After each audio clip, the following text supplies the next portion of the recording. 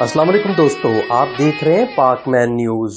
آج کی ویڈیو میں ہم کرلش عثمان سیزن 2 کے ایک اہم کردار مظفر الدین یاولک ارسلان سے متعلق بات کریں گے۔ ویڈیو شروع کرنے سے پہلے ابھی تک جن دوستوں نے اس چینل کو سبسکرائب نہیں کیا ان سے درخواست ہے کہ پہلے اس چینل کو سبسکرائب کر لیں۔ دوستو، تاریخ کے مطابق مظفر الدین یاولک ارسلان کا تعلق آغوز قبیلے چوبان گلاری سے تھا، جو کائی قبیلے کی ہی ایک شاخ تھی۔ ان کے آباؤ اجداد سلطان ملک شاہ سلجوق کے ساتھ ملازگرد کی جنگ کے بعد 1071 عیسوی میں ایشیائے کوچک میں فاتح کی حیثیت سے داخل ہوئے تھے۔ دوستو، یاولک ارسلان کے بجائے ان کے والد ہشام الدین چوبان کا ذکر تاریخ میں تفصیل سے ملتا ہے۔ ایک عظیم مجاہد تھے جو ہمہ وقت جہاد اور حق پر رہنے کی بدولت اناطولیہ بھر میں مشہور تھے۔ ان کا شمار اس وقت کے دیانتدار، بہادر، سخی،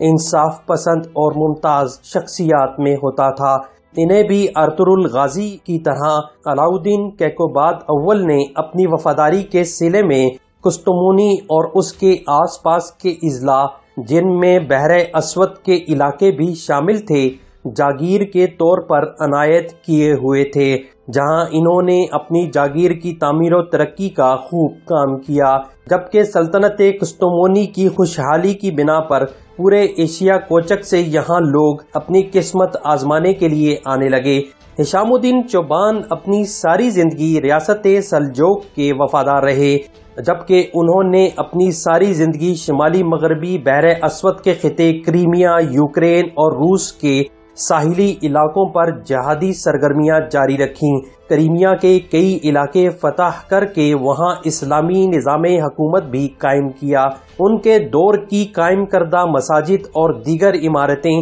آج بھی کریمیا میں ان کی فتوحات کی نشانی کے طور پر موجود ہیں۔ یہی نہیں بلکہ ہشام الدین چوبان نے سلطان علاؤالدین کیقوباد کے شانہ بشانہ منگولوں کے خلاف بھی کئی جنگوں میں حصہ لیا۔ منگولوں کے ایشیائے کوچک حملے اور ہشام الدین چوبان کی وفات کے بعد ان کے بیٹے مظفر الدین یاولک ارسلان نے اپنی تمام وفاداری منگولوں کی جھولی میں ڈال دی۔ جہاں تک عثمان کارا میں دکھائے جانے والے یاولک ارسلان کے منفی کردار کا تعلق ہے، تو یاولک ارسلان کی اناطولیہ پر قبضے کی خواہش کو اجاگر کر کے عثمان کارا ڈرامہ سیریز میں اسے ایک ولن کے روپ میں پیش کیا گیا ہے، جبکہ تاریخ میں نہ تو عثمان کارا اور یاولک ارسلان کے درمیان کسی جنگ کا ذکر ملتا ہے اور نہ ہی تاریخ میں ان کے درمیان کسی تعلق یا کسی خاص واقعے کا ذکر ملتا ہے۔ مستند تاریخی حوالوں کے مطابق یاولک ارسلان منگولوں کے سردار گے ہاتو کے وفادار تھے، جبکہ گے ہاتو نے یاولک ارسلان کو شمالی مغربی اناطولیہ اور اس کے آس پاس کے تمام اضلاع سے ٹیکس اور محصولات جمع کرنے کی ذمہ داری سونپ رکھی تھی، جس میں کائی قبیلہ اور سغوت کا علاقہ بھی شامل تھا۔ تاریخ میں موجود حقائق کے مطابق یاولک ارسلان کا مقصد سلجوقی سلطنت پر قبضہ کر کے ایشیا کوچک میں اپنی حکومت قائم کرنا تھا۔ دوستو، اس وقت ایشیا کوچک میں جتنی بھی سلطنتیں یا ریاستیں موجود تھیں، ان سب کی بھی یہی دلی خواہش تھی کہ دم توڑتی سلجوقی حکومت اور کمزور پڑتی ہوئی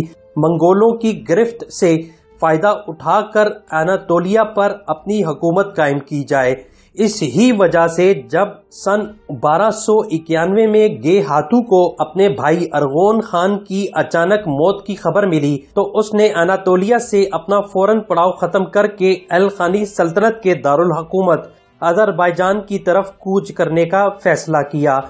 اور جب یہ خبر تمام ترک ریاستوں اور قبائلی سرداروں کو موصول ہوئی تو انہوں نے موقع غنیمت جانتے ہوئے منگولوں کے خلاف بغاوت کا اعلان کر دیا۔ اناطولیہ میں بغاوت کی خبر سنتے ہی گے ہاتو نے کوچ کا ارادہ مسترد کرتے ہوئے ترک قبائل اور ان ریاستوں پر حملہ کر کے اس بغاوت کو ناکام بنا دیا۔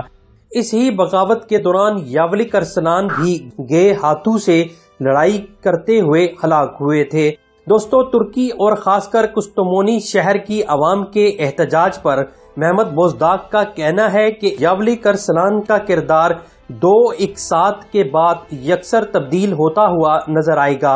اور ہم بھی امید کرتے ہیں کہ اب آنے والی قسطوں میں ان کی شہادت یہ ہاتھوں کے ہاتھوں دکھائی جائے گی، جس سے ان کے متعلق بننے والا منفی تاثر تبدیل ہو جائے گا۔ لیکن دوستو، اس ساری کہانی میں سب سے دلچسپ بات یہ ہے کہ ان کے بعد برسر اقتدار آنے والا ان کا بیٹا محمود الدین چوبان گلاری اپنے والد یاولک ارسلان کی بدولت ایک حقیقی مجاہد ثابت ہوا، جنہوں نے نہ صرف منگولوں سے اتحاد ختم کیا بلکہ اپنے دادا ہشام الدین چوبان گلاری کے نقش قدم پر چلتے ہوئے بازنطینی علاقوں میں پھر سے بھرپور جہادی سرگرمیاں شروع کیں اور دریائے سکریا کے مغربی کنارے پر واقع کئی بازنطینی علاقوں میں فتوحات بھی حاصل کیں۔ ہو سکتا ہے کہ ان کے حالات کرلش عثمان کے آئندہ سیزن میں بھی دکھائے جائیں، جسے دیکھ کر ارطغرل غازی کے تیسرے سیزن کے مشہور کردار